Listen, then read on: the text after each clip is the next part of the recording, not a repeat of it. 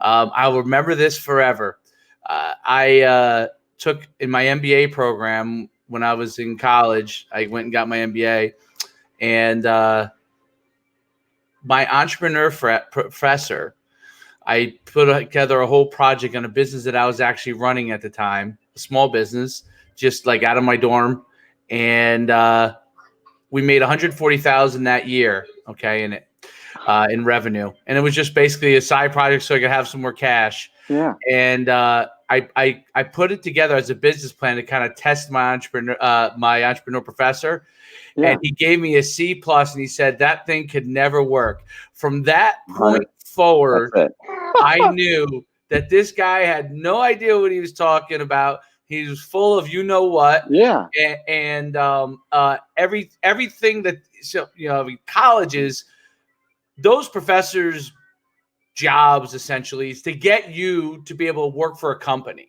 That's it. One of my dear friends helped me with my first book. He's a professor at Darden, UVA. He runs it. I mean, one of the most esteemed professors in the country. I won't give his name. And he told me that. He said, Sean, we don't have entrepreneurs here. He said, we got guys who want to get a job working at Goldman, JP Morgan and all that. He said, they're not. He said, I don't even think they have. He said, I don't think we could put together a class of 30 entrepreneurs. Absolutely. And that I always say that's okay. But when you're in an MBA program, you need to be clear as to the objectives for each class, and I think if you're transparent as to what the goal is for them, what they're learning about and what they're going to be and where you could take that learning, meaning I could take this learning to corporate. Great. I'm going to work for Goldman. Great. That's fine. That's what I want to do. I could take this knowledge and become a better entrepreneur. Great. But don't sell it one way. And then when the truth is it's guided to take a job. And like I said, if this is transparency, say, hey, listen, our program, the design is to give you an opportunity to be very successful in a large organization, to be able to work your way through. Maybe you become a CEO if you're really good one day, but you're going to be able to navigate your way through an organization, be successful, have stable income. That's cool. I'm okay with that.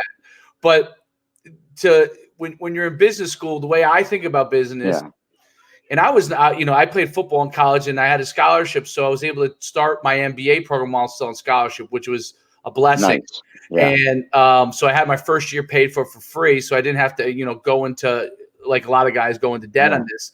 And I was so young that I didn't know anything. So, I was just doing things, and it was like I was getting indoctrinated to not think the way that I originally thought about business without any knowledge. And then I went, maybe similar to you, I went and worked for a corporation, actually went in North Virginia for a big company, that, great guys, but it was a government contracting company. And then I went and worked for another company in the city. And when I worked for this small company in the city, I realized I wanted to be an entrepreneur because it was a smaller firm and we had a lot of freedom. And I realized, this navigation through the corporate world is not for me. And there's a place for people. And obviously, if you hire employees, you want people that want to work within the company. I always say, I love people that aren't entrepreneurs. They work for me. Right. And finding those people that want to do that, but that navigation really, I realized right then and there is like, wait a minute, I want to own a company like this, a small, a company that I can grow. And, I admired the entrepreneurship of the two owners who really, when they wanted me to, hey, Dave, at the time it was Chase Manhattan.